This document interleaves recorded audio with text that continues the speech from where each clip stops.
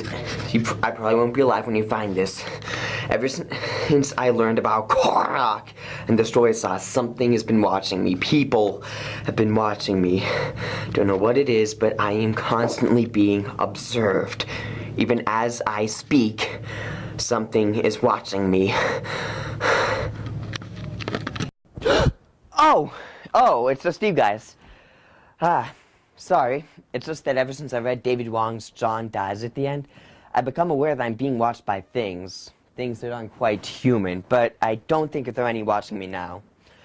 But enough about me. Let's start talking about the book. John Dies at the End by David Wong.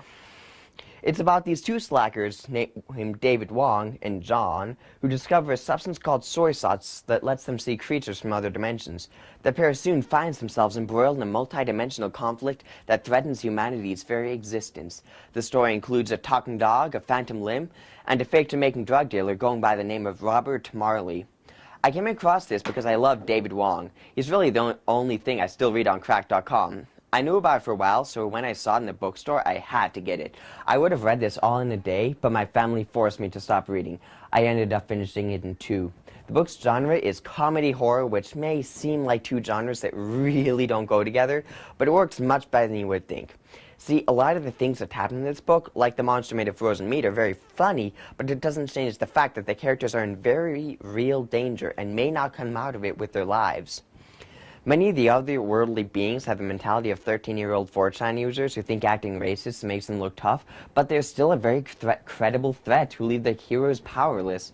A lot of the humor actually comes from the characters trying to distract themselves from their awful situation.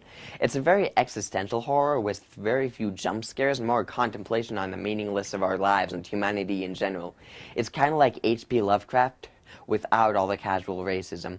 It's endlessly creative and sometimes even thought-provoking, but there are some flaws. The prose isn't exactly masterful, but it has a strong voice and works for the idea that Dave is an ordinary guy. The plot isn't exactly a beautiful, flowing narrative. You could cut just about half of this out and it wouldn't make much of an impact on the story.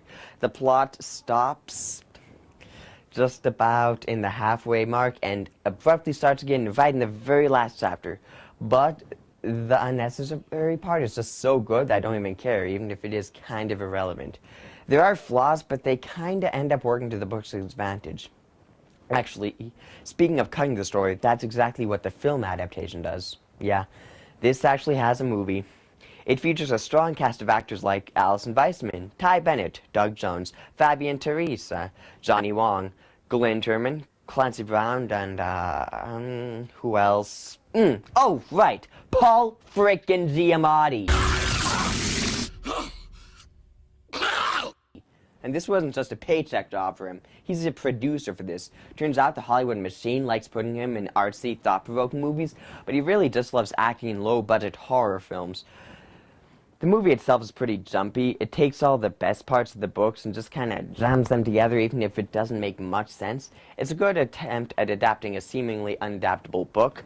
All in all, John Dies at the End has a lot of disjointed ideas that never quite manages to form into a coherent book, but it is a highly creative and funny book and movie that can even make you think.